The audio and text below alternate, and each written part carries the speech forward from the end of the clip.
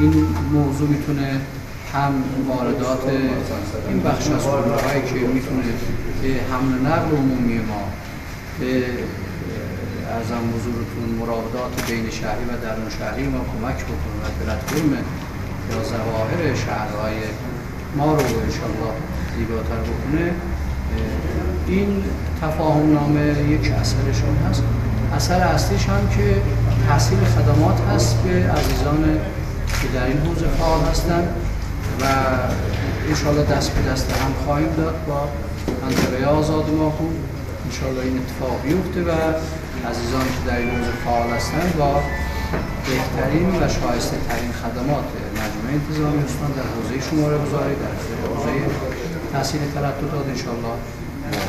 امروز تفاهم نامه رو در مورد ورود موقت خودروها که به داخل منطقه آزاد میشه و کل استان تردد میکنه، این یکی از ابتکاراتیه که خود فراجا انجام داده. قبلا ما داشتیم ورود موقت 6 ماهه بود، الحمدلله این 2 ساله شده و قابل تمدید تا 10 ساله. بنابراین این کار بسیار خوب بوده، جا داره از تشکر بکنیم. موضوع دیگر در بحث تردد خودروهای سبک و سنگین ما هست با پلاک منطقه آزاد در کل استان که ما الان اعلام کردیم. من اینجا باز اعلام میکنم کلیه تاکسی ها، کلیه حمل و نقل عمومی الان بیان شروع بکنن و ما بتونیم انشالله تاکسی های مستحکم و خوبی که امنیت جانی مردم رو بتونه حفظ بکنه و تأمین بکنه وارد بکنیم.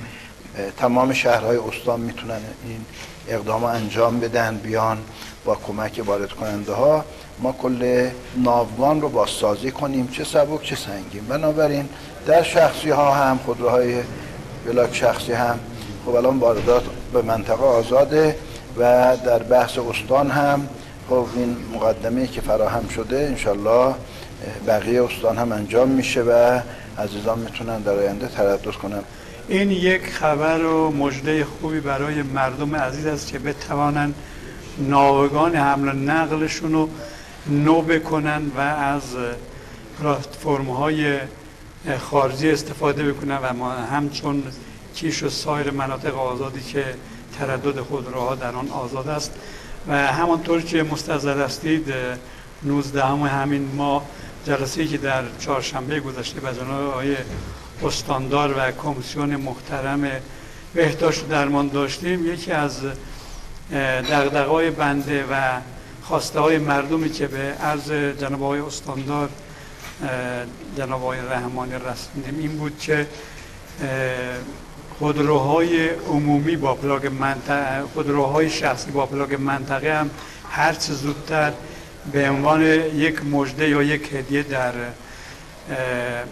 میلاد با سعادت حضرت پیامبر اتفاق بیفته. ایشون هم قول دادن به عن قریب این اتفاق بیفته و دغدغه‌های مردم ما برطرف بشه.